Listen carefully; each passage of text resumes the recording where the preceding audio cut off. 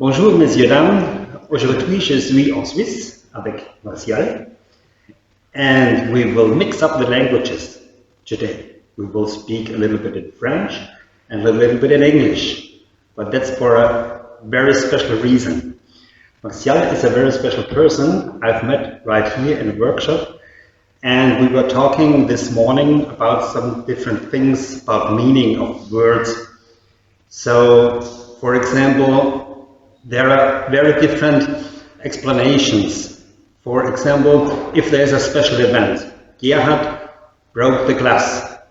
We say in Germany very often, or in Austria, but you also can say, and that's very common in English-speaking languages, countries, the glass is broken. So there's a very special, different meaning. Gerhard broke the glass, so he's the middle of the event. The glass is broken. The broken glass is in the middle of the event. And the feeling and the idea is a very big difference. And we also were talking about some French words today, but first, for a different example, there's a small island close to Australia. They don't have left, right, up, down, in front, back. They say they're sitting a fly north, northeast on my toe. There I can see an aeroplane, west, west, south. So they do have a very different orientation, and the language is doing something with them. How you pronounce, how you use a word, which word you use, the meaning behind is very different, and also your feeling is very different. So, Martial, we were talking about connaissance and savoir. Oui. Aujourd'hui. Bonjour, merci de m'accueillir et de proposer cette interview. Je suis surpris, mais c'est agréable. Et alors, parlons de la connaissance et du savoir. Alors, je vais peut-être faire une petite introduction. Je pense que notre représentation de la réalité se fait au travers des mots que nous pensons. Ouais. Si je suis même visuel, je vais avoir une image dans ma tête, l'image d'un arbre, par exemple. Lorsque je l'identifie, c'est le mot arbre qui vient, donc une pensée en mots. Donc, la langue que nous utilisons naturellement pour penser a une influence directe sur notre représentation de la réalité. Ensuite, il y a ce que signifient les mots, la signification, the meaning of the word, et l'énergie des mots. Dans un premier temps, je pense qu'il est important de s'intéresser à la signification d'un mot. On ouvre un dictionnaire et on regarde la signification. Sinon, on utilise des mots sans savoir ce qu'ils veulent dire. Ça pose problème. Mais lorsque on prend un dictionnaire, on a une définition, on prend un autre dictionnaire. En français, par exemple, il y a le Larousse, il y a le Robert, et des fois, les définitions ne sont pas tout à fait les mêmes. Et on peut se battre, parce que toi, tu lis Larousse, moi, je lis Robert, je dis non, c'est comme ça, toi, tu dis c'est comme ça. Mais probablement que les deux ont raison. Donc, avoir la signification, c'est la première étape. Ça nous évite de nous perdre dans « je ne sais pas ce que je dis ». Ensuite, je m'intéresse à l'étymologie. L'origine des mots, comment elle a été construite, comment le mot s'est construit, the origin of the words, étymologie. Par exemple, le mot pathologie vient de pathos en grec, c'est l'emphase qu'on ressent au profond de soi-même, et logos, la manifestation, l'expression. D'accord. Donc la pathologie, c'est l'expression à l'extérieur, donc dans le corps, dans la manifestation, de ce que je vis mal dedans. Voilà. Donc lorsqu'on rentre dans l'énergie du mot, dans l'étymologie, on n'est plus sur quelque chose de figé. Si on reste sur la définition, c'est comme ça. C'est comme une prison, like a jail, for the mind. D'accord. Et il n'y a pas de liberté. Les mots ne sont pas là pour nous emprisonner. On ne doit pas rester bloqué dans des certitudes. Okay. Certitude, c'est une prison. Ouais. Je pense qu'on doit se libérer de ça et rentrer dans l'énergie des mots. Et l'énergie des mots fait que on va les comprendre différemment en fonction du contexte, en fonction de l'association avec des mots, en fonction du ton qu'on utilise. Ouais. Et ensuite, on va aller plus loin en ah ben tiens, ce mot se transforme en un autre mot lorsqu'il est dans un contexte très fortement orienté. Ouais. D'accord? Donc là, on rentre dans la liaison. Il y a le mot qui est un stylo, un cahier, et quand on rentre dans l'énergie, on relie les deux et on rentre dans l'expérience de ce qu'on peut faire avec le stylo et le cahier. Ok? Ouais. Un peu l'idée. Ensuite, pour répondre à ta question sur le savoir et la connaissance, alors la sémantique, c'est un petit peu l'étude de comment est-ce qu'on peut comprendre les mots dans des contextes. Ouais. Et il n'y a rien qui est vraiment figé. D'accord? On peut y trouver beaucoup de choses qui sont cohérentes. Et si c'est cohérent, c'est bien. Si c'est pas cohérent, ça marche pas. Ouais. Mais il n'y a pas qu'une vérité. Donc, je pense que le mot savoir, qu'on peut écrire avec un S majuscule, majuscule, minuscule, et majuscule, et minuscule. Okay. Avec un grand S majuscule, c'est le savoir des dieux, comme disaient les Grecs anciens. Gods in Olympia. This knowledge, le savoir des dieux. C'est quelque chose qu'on ne peut pas posséder. Et il y a la science. La science, c'est la théorie du savoir. Donc on rentre sur un savoir intellectuel, mais qui n'est qu'une théorie, c'est pas réel. Intellectuel, c'est subjectif, c'est virtuel, c'est pas réel. Okay. Mais cette théorie nous permet d'expérimenter, parce qu'elle permet d'orienter notre mental dans une direction pour observer ce qui se passe dans l'expérience. Et ça nous évite de devoir réinventer la roue chaque fois, c'est-à-dire de devoir faire des recherches qui ont déjà été faites. Okay? Donc, cette théorie, elle est importante, mais on ne peut pas comprendre la théorie. C'est la connaissance qui nous permet de comprendre. C'est les grands différents. Voilà. Et la théorie, donc il y a le savoir des dieux, il y a la science, qui est la théorie du savoir des dieux, qui oriente le mental vers l'expérience qu'on peut faire. Et dans l'expérience, on intègre, on assimile. Ces mots théoriques deviennent du nous-mêmes. Et là, la compréhension commence à venir, et c'est ce qu'on appelle la connaissance. C'est comme si ça réveille quelque chose qui est déjà dans nos cellules. Et parce que connaissance, vient du latin qui veut dire ensemble, et naissance, c'est la naissance. On peut voir avec la naissance. Donc c'est toutes des choses qu'on a reçues avec la naissance.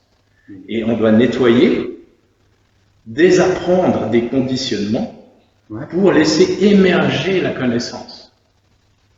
Et la philosophie, on peut le voir comme le philosophe, c'est celui qui désire accéder au savoir des dieux. Pas le posséder, accéder. Donc c'est au travers de la connaissance et l'acceptation que je ne sais rien, que je m'ouvre pour pouvoir lire tous les messages que les dieux, le divin, nous amènent au travers de l'expérimentation de la vie.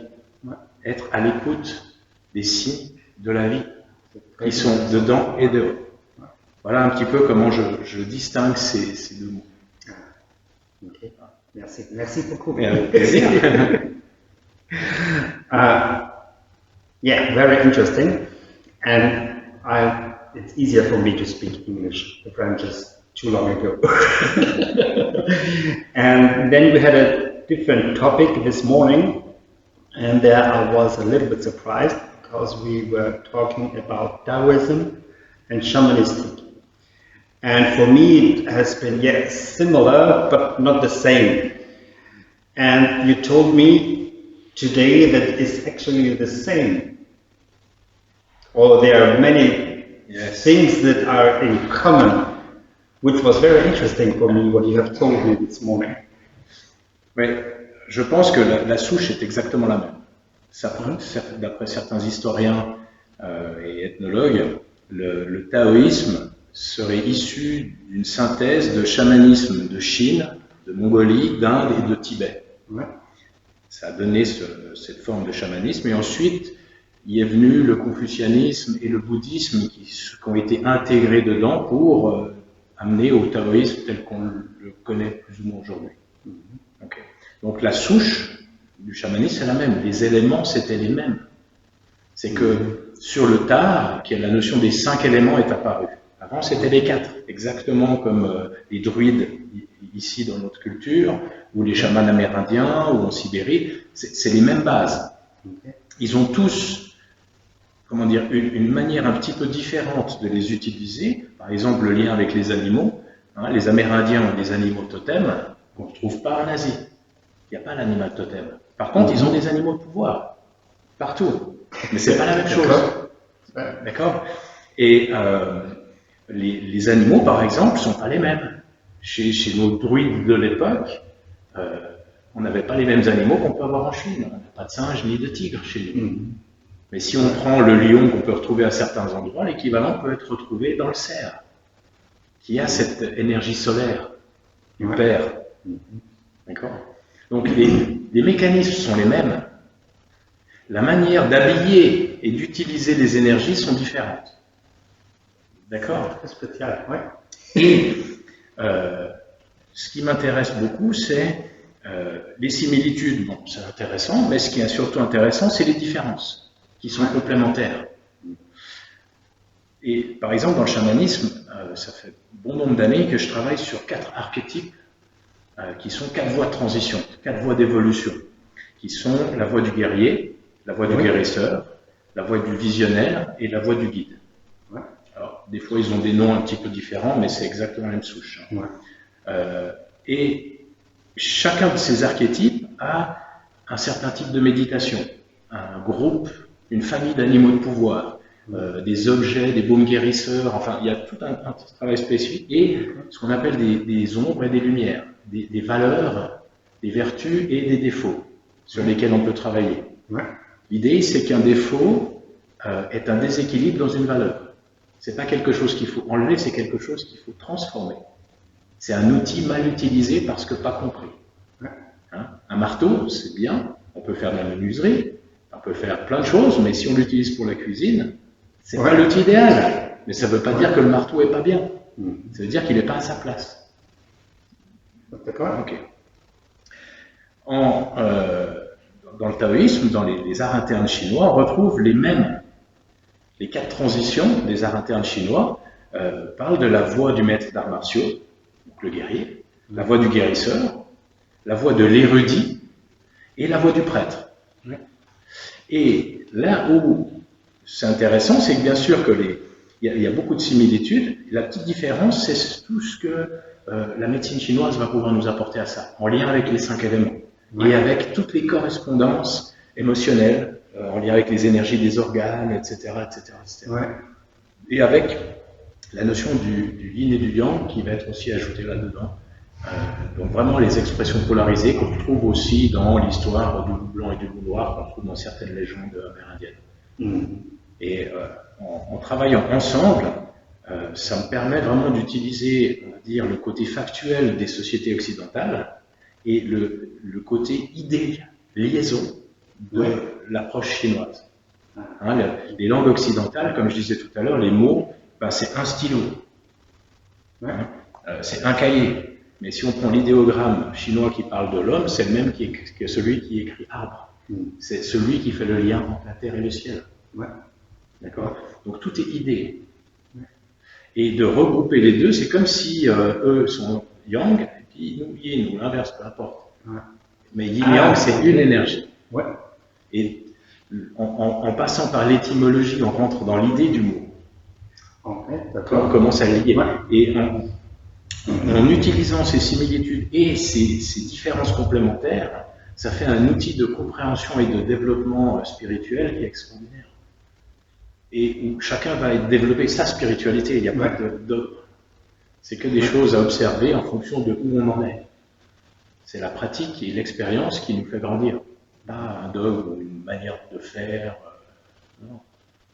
Alors, aussi as the spirituality, the spirituation is also in different countries, different depends on the language. Yes, but je pense qu'aussi, même en français, spiritualité, on peut l'interpréter. Enfin, comme je disais tout à l'heure, il y a des définitions et après il y a l'idée. Ouais. Mais après, il y a aussi le contexte culturel. Si on prend le mot secte en français, au départ, le mot secte veut dire un groupe de personnes, donc 2 ou plus, qui font des études sur la théologie ou la philosophie. Ouais. C'est ça une secte. Mais en français, le côté secte malsain avec un manipulateur qui profite des gens, etc., c'est arrivé dans les années 40-50 de l'anglicisme. Secte dans ce sens-là. Et pour les gens, il n'y a que ce sens qui existe. Alors que la secte, non. Nous, ici, ce qu'on fait, ça peut être une secte. On se regroupe pour travailler sur un travail énergétique. Donc c'est philosophique, c'est spirituel. Mais il n'y a rien de mal dans tout ça. D'accord? Donc, la limitation de la définition, c'est déjà un problème. Qu'est-ce qu'on va comprendre? Et après, le but, c'est s'ouvrir à l'énergie. Et après, les spiritualités, c'est lié à l'esprit. Mais si on prend, alors je ne sais pas dans les autres langues, mais en français, par exemple, la volonté, c'est la manifestation du mental. L'intention, c'est la manifestation de l'esprit. Mais le mental, à la base, il est là, hein, on réfléchit intellectuellement avec ici. L'esprit, il est là. Quand j'ai une intention, c'est une intention, c'est une ouverture de cœur. C'est pas la même chose. Donc, spirituel ne peut pas être intellectuel. Tu ne peux pas intellectualiser la spiritualité. Elle se vit par le cœur. Et par le cœur, tu t'ouvres au corps et au mental.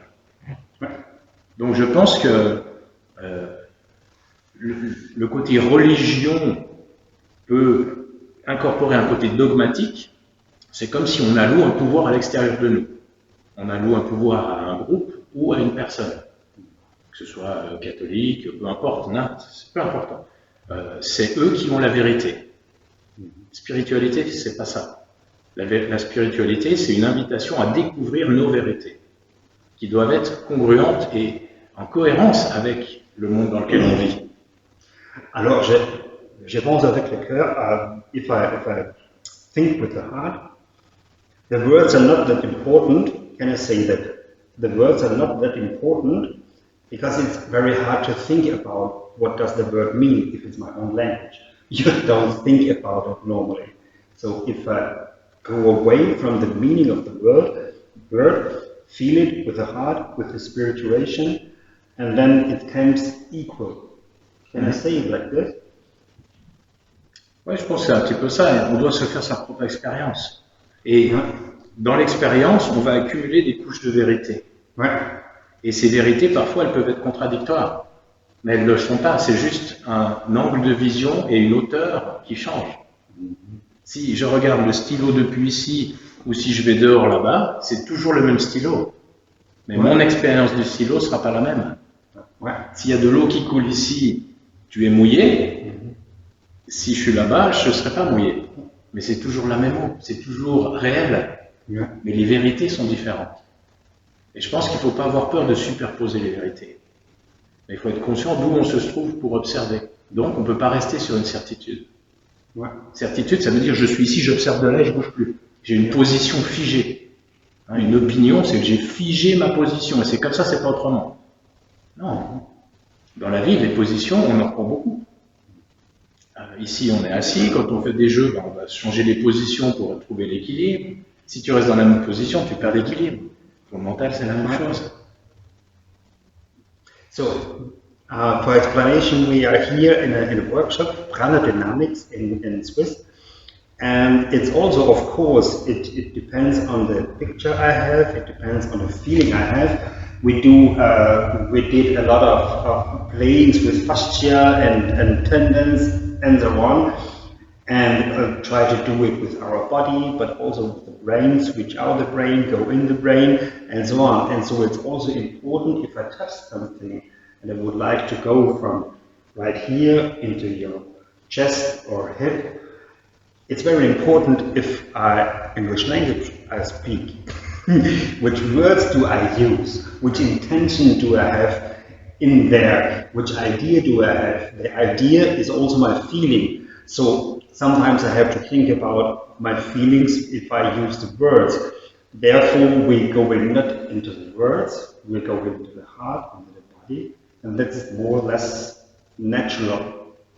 Is this right if I translate it like this? Also for the body right now. If I'm working with a horse, if I'm working with humans, it's very important the idea behind. But also the words are making the idea. The language is making the idea. Ouais, je ne sais pas si j'ai tout compris ce que je dis, mais je parle pas bien anglais, je suis désolé. Je pense que le mot est un support, c'est pas une vérité. Okay. C'est un support sur lequel je m'appuie pour expérimenter des choses. Lorsque je rentre dans l'intention, j'utilise le mot qui m'invite à vivre quelque chose, mais je lâche le mot. Je vis ce que j'ai envie de vivre, qu'on appelle comme ceci ou comme cela. Si on reste dans le mot, c'est qu'on reste dans la tête, dans l'intellect. Donc on a juste...